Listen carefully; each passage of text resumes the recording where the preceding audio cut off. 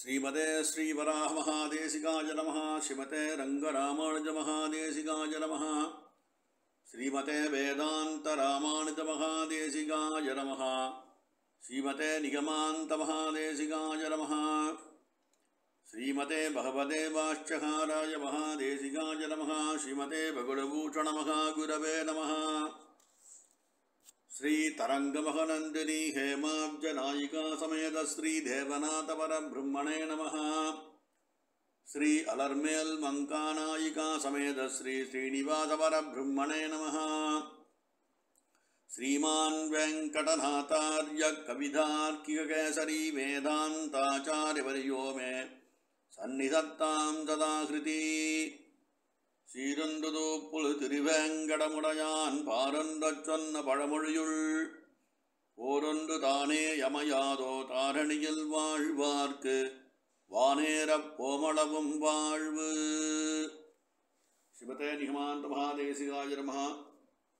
ரொம்ப ஆச்சரியமான தயாசதகம் என்ற கிரந்தத்தை ஆசிகாரிடத்தை நாம் அனுபவிச்சுருக்கோம். நேற்றைய பர்யந்தம் 71 ஸ்லோகங்கள் நமக்கு பிராப்தமாயிருக்கு. இந்த 71வது ஸ்லோகத்தே சுவாமியுடைய நிஷ்கிருஷ்டமான வார்த்தை என்னன்னு பார்த்தாக்கா, இந்த சேத்தனாச்சேத்தனங்களுடைய 3 விதங்கள் சிருஷ்டி ஸ்திதி பிரவத்தி எல்லாத்துக்கும் ஸ்ரீனிவாசனுடைய இச்சையே காரணம்னு சாதிச்சார். இந்த தயை என்ற குணத்துக்கு எம்பெருமானுடைய ஷாட்குண்யங்கள் ஞான பல ஐஸ்வர்ய வீர சக்தி சேதஸ் இத்தியாதி குணங்கள் எல்லாம் ஊழியர்களாகி ஆட்சிதாலை தயையினுடைய திருவுள்ள கருத்துப்படி ரட்சிக்கிறது அப்படின்னு நமக்கு சாதிச்சு கொடுத்தார் சுவாமி தேசிகன். இன்றைய பாசுரம் 72வது பாசுரம். விஷகிரிபதேர் ஹிருத்யா விஸ்வாதார சகாயினி சபித நிகிலாத்வத்யாதேவி க்ஷமாதி நிக்ஷேவிதா புவன ஜனனி பும்சாம் போகாபவத்கவிதாயினி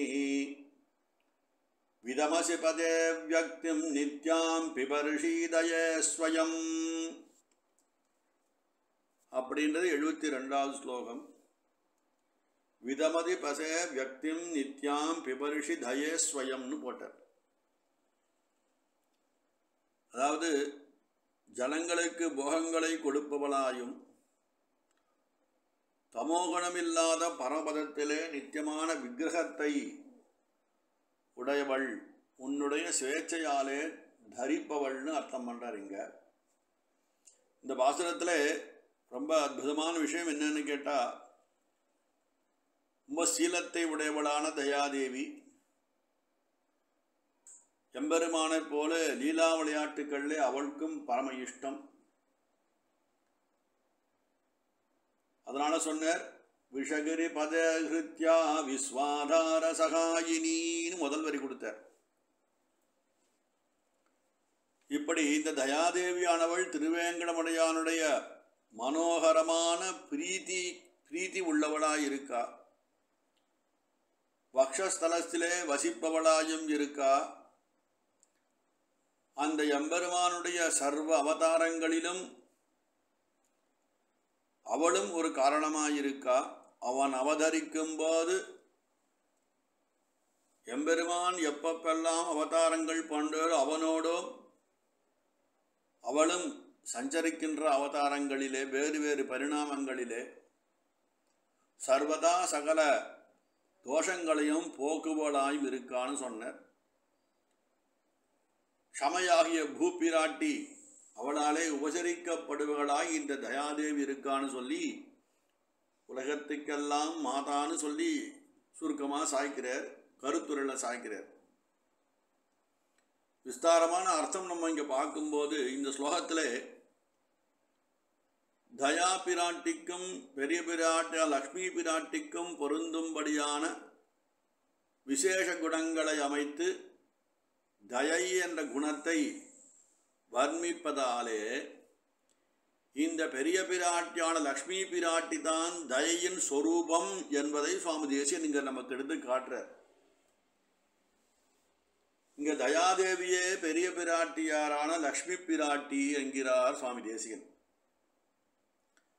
இதை திருப்பி வச்சுக்கலாம், லக்ஷ்மி தேவி தான் தயாதேவி அப்படின்னு பெரியவா வித்தியாசம் இல்லை, ஸ்வரூபத்திலேயும் அனுகிரகத்திலேயும் அவருடைய ஆகாரத்திலேயும் எந்த வித்தியாசம் இல்லைன்னு சொல்கிறார். இவள் எம்பெருமானுடைய இதயத்திலே அகலகில்லா திருமகளாய் அன்பர் வந்தார் என்ற ரீதியிலே ரொம்ப அழகாக எம்பெருமானுடைய ஹிருதய கமலத்திலே வசிப்பவளாக இருக்கிறாள். அதாவது எம்பெருமானுடைய வக்ஷஸ்தலத்தில் பிராட்டி வசிக்கிறானா, பிராட்டின் வக்ஷஸ்தலத்தில் எம்பெருமான் வசிக்கிறானே என்பது ஒரு கேள்வி வந்துனாக்கா அதுக்கு பேயாழ்வார் பதில் சொல்றார். மனத்துள்ளான் வேங்கடத்தான் மாகடல் நீருள்ளான் மலராள் தனத்துள்ளான் தந்துழாய் மார்பன்னு பதில் கொடுத்தார் ஆழ்வார். அப்படி பரஸ்பரம் ஹிதமாயிருந்து ஒருவருடைய உள்ளத்திலே ஒருவர் வசிக்கும்படியானதானது அபுதக் சித்தமாக உள்ள லோகத்தினுடைய மாதாபிதாவாக இவா ரெண்டு பேரும் இருக்கா. திருவேங்கடத்தான் மனத்துக்குள்ள இருப்பவள் அவனுக்கும் அந்தர்யாமியான நிலையும் என்னவுமாம்னு பெரிய வியாக்கியானம். அடர்மேல் மங்கையும் இதயஸ்தானமான திருமார்பிலே உறைந்திருப்பவள் எம்பெருமானுக்கு சகஸ்ரநாமத்தில் சொல்லும்போது விஸ்வம் விஷ்ணு சத்காரம்னு சொல்கிற இடத்துல விஸ்வம் என்ற பதம் அந்த திருநாமத்துடைய எம்பெருமான் அவன் எப்பொழுதெல்லாம் தன்னுடைய லீலா வினோதங்களை புரிவதற்கு அவதாரம் பண்ணுகின்றானோ, தசாவதாரம் எம்பெருமான் பண்ணர், ஒவ்வொரு அவதாரத்திலையும் அவனுக்கு சககாரியாக துணையாக இந்த பிராட்டியும் வேறு வேறு பரிமாணங்களிலே அவதாரம் பண்ணுறா அப்படின்னு. ராமாவதாரத்திலே தெரியும், சீதா பிராட்டி ஜனகர் புத்திரியாக பூமியிலே அதிர்ஷ்டவசமாக கிடச்சி பெருமாளை கல்யாணம் பண்ணிக்கிறார். கிருஷ்ணாவதாரத்தை வேறு வேறு நிலை கிடைத்தது. இப்படி எம்பெருமானை விட்டு க்ஷணமாத்திரம் கூட பிரியாதவளாக இருக்காள்.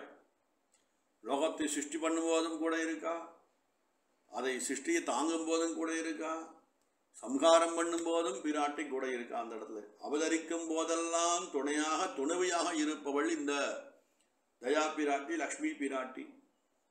ஒவ்வொரு அவதாரத்திலையும் விடாது இருப்பவள்னு சாய்கிறார் பெரியவா. இதில் சுவாமி தேசிகன் ஸ்ரீமத் ரகசியத்திரிய சாரத்தில் சாதிக்கும் போது 32 சில்பான அவதாரங்கள்னு சொல்கிறார். அனைத்திலையும் பிராட்டியினுடைய சம்பந்தம் இல்லாத அவதாரமே கிடையாது. எல்லா விதமான தோஷங்களை போக்குபவளாய் இருக்காள். அப்படின்னா அவள்கிட்ட தோஷத்தோடு போனால் அவளுக்கு நல்ல கதி தான்.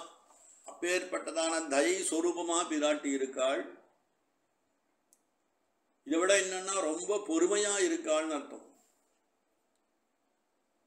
பூப்பிராட்டி போலே பொறுமையாக இருக்காள். இந்த பொறுமையையே அணிகலனாக உடையதான பூப்பிராட்டி அவளாலேயே கொண்டாடப்படுபவளாயும் இந்த தயா பிராட்டி இருக்கான்னு பெரியவா சொல்றார். எம்பெருமானுக்கு ஹேய பிரத்தினிகத்துவம்னு ஒரு இழப்பம் இல்லாத குணங்களை உடையவன், தாட்சியே அற்றவன் அப்படின்னு சொன்னான். அதுதான் வேறு விதமாக வெளியிலே சொல்லப்பட்டது. என்னையும் பார்த்து என் இயல்பையும் பார்த்து எண்ணில் பல்குணத்த உன்னையும் பார்க்கல்னு சொன்னா பெரியவா. ஆச்சாரியாளுக்கு அப்பேற்பட்டதான போக்கியமான குணங்கள் இருக்கும்போது நம்மளைப் போல தாழ்ந்தவா அவள் அனுகிரகம் பண்ணி அவள் அனுகிரகத்தை நாம் வாங்கிக்க வேண்டும். அதை போல ஜீவாத்மாவுடைய ஹேயமான குணங்கள் எதுவும் அவனிடத்தை இல்லாமல் பரவும் போக்கியமான குணங்களை மாத்திரம் தான் சீகரிப்பவனாய் எம்பெருமான் இருந்து கொண்டு ஹேய பிரத்தினிகனாய் இருக்கான். அப்பேற்பட்டதான குணமானது தயாதேவிக்கும் சமமாக பொருந்தும் அப்படின்னு பெரியவா சொல்கிறாங்க. இந்த தயாதேவியே லோகத்துக்கு தாயானவள். மாதாதேவி தமசி பகவான்னு சுவாமி தேசிகன் சாய்ச்சார். ஸ்ரீசுதியில் சாய்ச்சி பெரிய பிராட்டியினுடைய விஷயத்தை காட்டுற. பராசர மகர்கள் சொல்லும்போது அம்பா அப்படின்னு திருநாமத்தாலே தாயாரை வர்ணிக்கிறார். மாதரம் பத்மமாலினீம் அப்படின்னும் ஸ்ரீசுக்தம் தாயார சொல்கிறது. இவளுக்கு விமுக்தி பலதாயினின்னு ஒரு திருநாமம் இருக்கு. இந்த தயாதேவிக்கும் லக்ஷ்மி பிராட்டிக்கும் நாம் கேட்கின்ற போகத்தையும் மோட்சத்தையும் அளிப்பவளாய் இந்த பிராட்டி இருக்கா அப்படின்னு அற்புதமாக பிராட்டியினுடைய குணங்களை இன்னும் வேறுபடுத்தி விஸ்தாரப்படுத்தி காட்டார் ஆச்சாரியர். திவ்யதேசம், அபிமான ஸ்தலங்கள் இவையெல்லாம் அவள் கூட இருக்கா. இந்த இருள் கலவாத வைகுந்த விண்ணகரம், சுத்த சத்வமயமான திருவிண்ணகரத்திலே, அந்த அந்தமிலா பேரின்பத்திலே,